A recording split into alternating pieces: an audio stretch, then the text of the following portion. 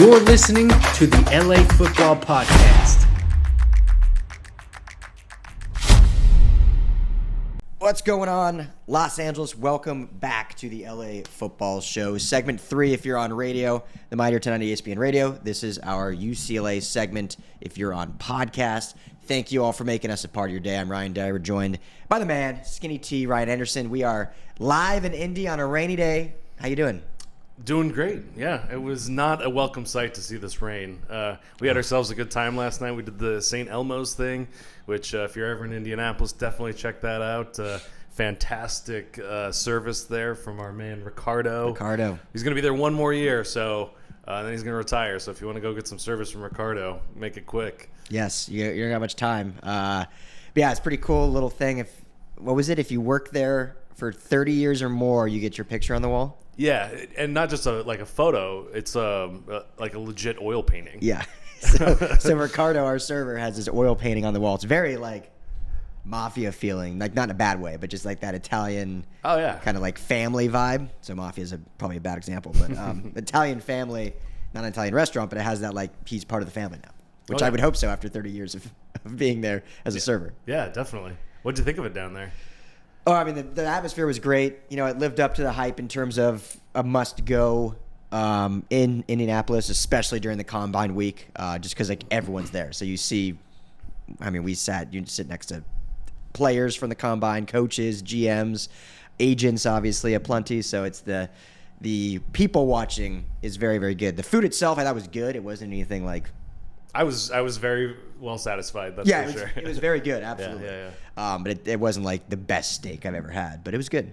No, but the thing they talk about is the shrimp cocktail. That's what everybody says you got to order. Yes, definitely a good one. But I thought the star of the show was the white bean soup. The white bean soup. Who would have thought? Classic. Yeah. It's so funny to me that any steak you order, and probably other entrees as well, comes with white bean soup or tomato juice. A small can of tomato juice. Not even like tomato soup. It was tomato juice. Yeah, nobody at the table got that. It was you, me, and Zach, and we all opted for the white bean soup, which I think is the way to go. Smart play. Yeah. One thing I will say about my steak, and this isn't complaining because it was delicious, but maybe it's a Midwest thing, maybe it's just St. Elmo's thing, but medium rare is more like rare. Yeah. Which is okay with me. Which was good because they usually overdo medium rare. So I'm glad that they didn't cook it too long. You know, the sightings that we actually had were at our new favorite spot. As much as we like St. Elmo's, the slippery noodle, the nudes, slippery noodle. Two blocks from our hotel here, and we saw Mark Brunell was there. Yep, hanging out, man of the people. Yep, absolutely. Very friendly. Yeah. We made a nice connection with one of the coaches from NFC West. I won't divulge too much about that because he was speaking very liberally off the record. I assured him off the record. Yes. But NFC West coach we ran into there. And then I can't think of his name. Eagles head coach. Hey, wait. Sirianni was there? Not Sirianni. Who? I can't remember who I saw there. Who's the beard? Too. Who's the beard? He's got a really nice trimmed. Oh, Kevin Stefanski, the Browns head coach. Stefanski, there we go. Yeah, I was like, I remember seeing Sirianni, but speaking of Italian vibes, but Stefanski, Sirianni, the beard. You had me at the beard. Yeah. Stefanski Everybody knows. Seemed very friendly as well. I mean, that's the coolest thing, guys, about like this combine event is, as I mentioned, like the Super Bowl. Obviously, so many people are at the Super Bowl, but there's just so many things going on that it's very rare you see athletes, coaches all in like a singular spot, unless you go to one of the big swanky parties and pay a lot of money to get into. But this, just because it's a small town, everyone's here for the same reason. Like everyone ends up at the same spots. There's only a handful of cool places to go, and unlike LA, there's tons of them. Yeah. So yeah, absolutely. And I got to say, the slippery noodle. I don't know if we mentioned already.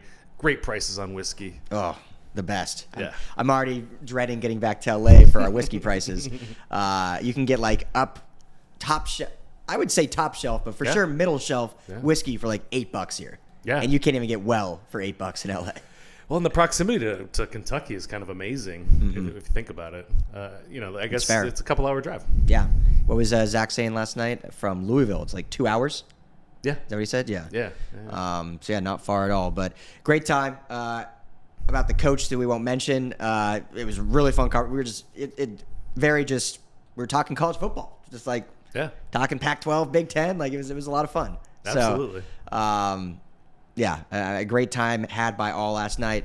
A very rough awakening, bright and early. Yeah, 7 o'clock came really early. We had to make it over to go check out some interviews with players. Exactly, which is what we're going to get to here in a minute. Yeah, first one up was DTR, but that was why we were over there early. But Jordan Addison was our kind of the star interview for us. Anyway. Exactly. So, I guess I think I said by either accident or not, I think I said UCLA segment. So we'll talk the UCLA guys.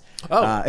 We had talked beforehand. We're going to do SC first, but I think in our intro I said this is your UCLA segment. So we'll stick with UCLA. So DTR was first. Jake Bobo was later in the afternoon. The reason why we were there. What'd you think of DTR? I thought, per usual, very polished.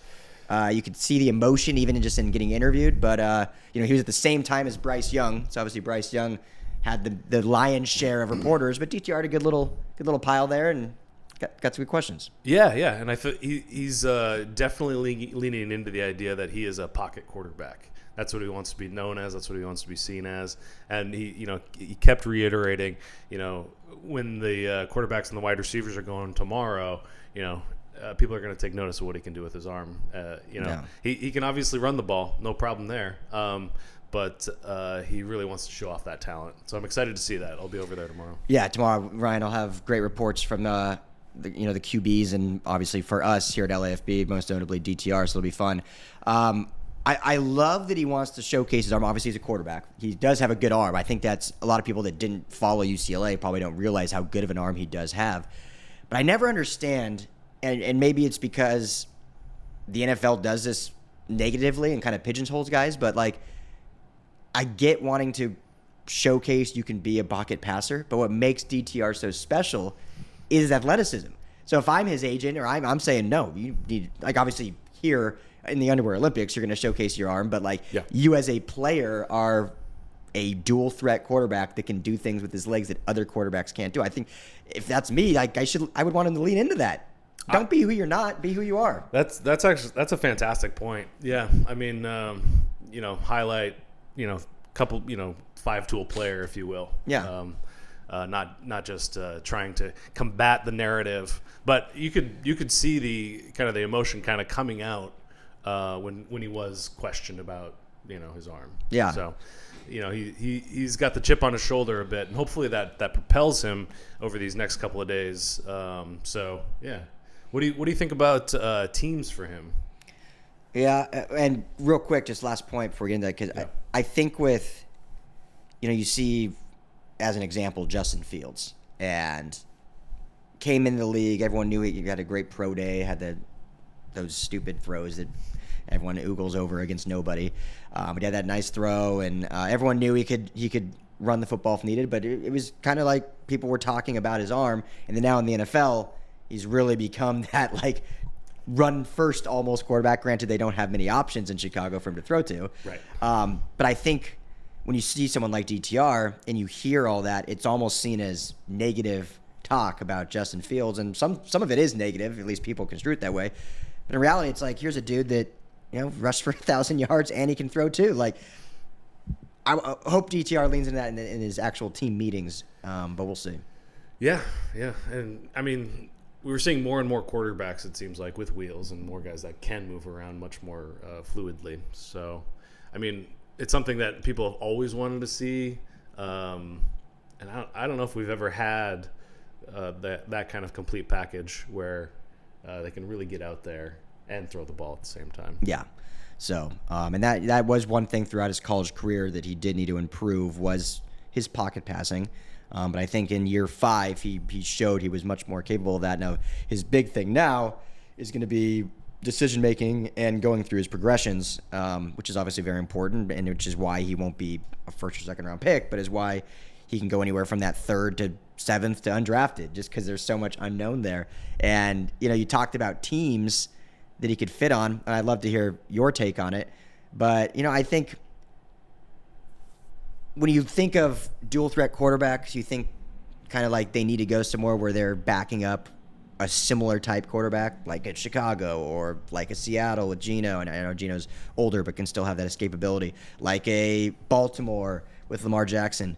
But I mean, I think especially him saying he wants to show that he can be a pocket passer, that kind of opens things up to go anywhere, just because saying or seeing what he wants to become shows you that they don't want to like limit the playbook kind of thing. So best fit, I want to hear you go first. The place that came to mind was Arizona. Mm-hmm. They've got a whole new coaching staff there. It's going to be interesting to see. And Kyler's a guy that is getting hurt a lot. Yeah. So I don't know. It would be interesting to see him there. What do you think of that?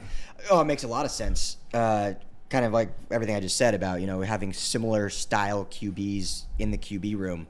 And you could tell when Kyler goes down and in comes Colt McCoy, I think. I mean, yeah. They had to change the play calling a lot because of how different a style of quarterbacks they are. And a guy like DTR can do a lot of similar things. And, he's proven throughout his college career he doesn't get injured. So 5 years. That's a great point. Played pretty much every game. Yeah. So got banged up often, but battled through it. Had to come out of games sometimes, but always was back the next week for the most part. I'm trying to think. I feel like the only games he really missed in consecutive were like during the COVID season because of COVID. Oh. I'm trying to think if he missed any due to actual injury. A handful maybe, but not many. Yeah. So what's your team? I mean, Arizona probably is the best fit. Let's be real. I would love him to stay in LA. The Chargers even, they're Chase Daniel's a free agent, and he's getting older in age. I don't know if they would even consider drafting a quarterback, but he could be a fun backup behind Justin Herbert. Obviously, the Rams at this point have no backup quarterback, or once the new league year starts, if they don't re-sign someone. Yeah, it'll definitely be in that area of gettability for the Rams in those later rounds. So that's an interesting, intriguing option. I mean, the Rams have 4 6th-round picks right now. Sounds right. Sounds right. Yeah. And McVay was really high on Bryce Perkins, who was a much more mobile quarterback than he'd ever worked with before. So yeah, even Wolford more mobile than starters he'd had. So I would love to see him here in LA still. I could see somewhere like Vegas, who are having a lot of quarterback questions, and obviously he's from Vegas. That doesn't mean anything getting drafted, going to Bishop Gorman High School. But, they currently don't have a quarterback who they're going to – I mean, obviously they have Jarrett Stidham, but they don't know their starter, and he could be a fun camp guy that could surprise people and, if anything, just be a very determined backup. What about Miami? Miami makes sense too. Because there's so much unknown with Tua. Yeah. So much unknown with Tua. So much unknown, yeah. And who was their backup again? Like Skylar Thompson? That sounds right. Did they drop 2 quarterbacks at some point? Did 2 guys get injured? I think so. Yeah. Who was their actual backup? I don't remember. I don't remember either. It's been a long 2 days already. AFC East is not high on my priority list. The backups. So it'll be interesting. But DTR, I think, is gonna. I'm just really excited to see what he does tomorrow. I hope tomorrow is a great day for him on the field. Yeah, and I'm excited to see what Jake Bobo can do out there. Great transition. Yeah. Oh, thank you. Yeah. His interview was also today. Really sharp kid. That was my first time I had interviewed him. Really easy to talk to. Seems like a nice guy, and interesting prospect. I mean, I automatically started thinking, big inside receiver. You just automatically think Cooper Kupp. Mm-hmm. Obviously comparing, white receivers to white receivers is kind of overdone, and comparing anybody to Cooper Kupp really probably isn't the best thing for that person. But that's automatically where my head went. Yeah, and I think the best thing with Jake Bobo, and by the way, he has spoken with both the Rams and Chargers, which is always exciting to hear. Hopefully can keep him in LA in some capacity. But the best thing before we get into, because we'll talk about what it would look like if he was with the Rams and Chargers, like what that scheme would be for him. But the biggest thing for me about Jake Bobo in his UCLA career, I know it was only 1 year, but whenever you had to have a big-time catch, Jake Bobo made that big-time catch. 4th down, had to have a touchdown. long conversion, whatever it may be, you know where the ball was going and you know it was going to be completed and successful. So having that, obviously he's got the size, speed for his size. He's got great hands. He's a big dude. But I think just when you have that repertoire of I make big plays when I need to, like, you can't teach that. Yeah, no. It's a great point. There's so many things that, like, just his size, another thing. Like, it seems like it's getting harder and harder to find those big receivers. Where do you think he's going to go? Like round-wise? Round-wise, yeah. It's so I haven't dove into a bunch of mocks yet. Not that those mean anything because it's so different, but I could see him being between a third and fifth round. I think that his size, everything I just talked about, could for sure put him in that third round. Could even maybe creep into that second round, which I don't think a lot of people are talking about, but he does have that skill set. I think what'll hurt him is probably production. Very productive at Duke, led the ACC in passing, came to UCLA, was very good, but didn't have the same production numbers, and it wasn't because of his fault necessarily. But he didn't take over games. I don't think he only had one 100-yard game. So I don't know if teams will care about that because they're looking at the tape. But if production creeps in, I could see him maybe fall to fifth round. Yeah, there are so many wide receiver needy teams, which is funny because there have been so many good wide receiver classes. Every year, we're like, oh, this is a great class. Great class. Yeah. Best wide receiver class we've seen in the next year. Best wide receiver class we've seen. Yeah. Just thinking about all those things. Chicago could use him. New England could use him. Chicago needs 5 receivers. So yeah. So there's a whole list of teams that could go after him. So that might raise his stock a bit, kind of into the fourth round area, third, fourth round. Yeah, and I think we've seen too. Obviously, quarterback plays a big part in this, but more than I can ever remember, we've seen rookie and young, either rookie or second year, third year max receivers having really big impacts. I feel like I remember in the past, it was you draft a receiver and then you kind of develop. They learn under the wings of the vets, and it kind of, outside of an unbelievable talent, it took some time to get into. And now you're seeing multitudes of guys that have high impact for their teams right off the bat.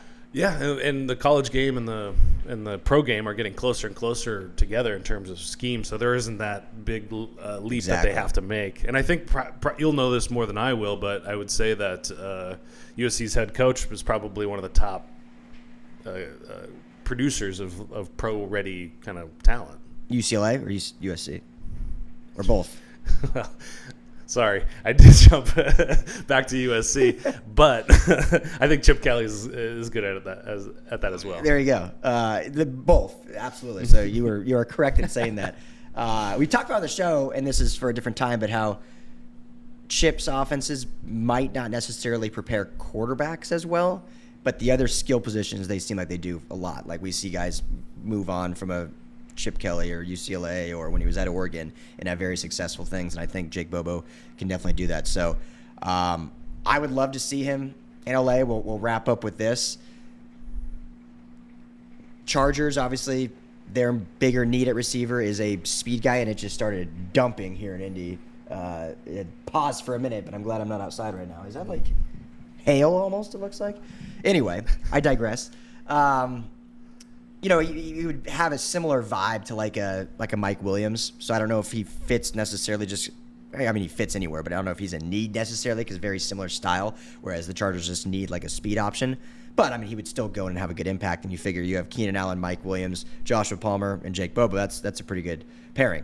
The Rams, and I know a lot of Rams fans probably don't think the Rams need a receiver, but I think we saw last year that outside of Cooper Kupp, they really had no receivers. And on paper, Allen Robinson, Van Jefferson, you have obviously Tutu Atwell, but in actual production, you have Cooper Kupp. That was it. So I think Jake Bobo absolutely could be a good fit for the Rams. Yeah, they need as many options as they can get. And, McVay's going to have his picks, and that he likes his toys. So I could definitely see that. Yeah, the thing right now, and obviously the compensatory picks haven't been announced until the new league year free agency happens.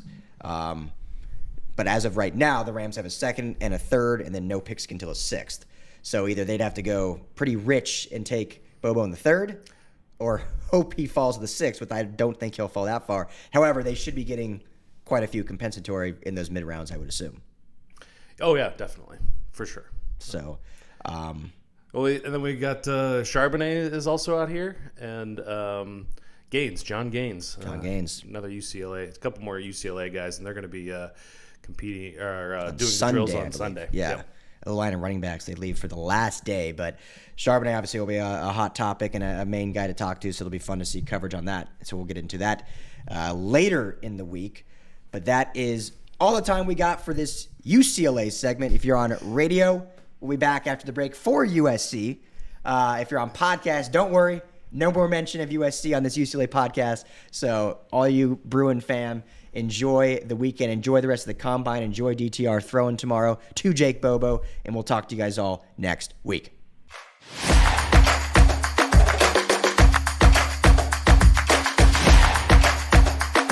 You're listening to the LA Football Podcast.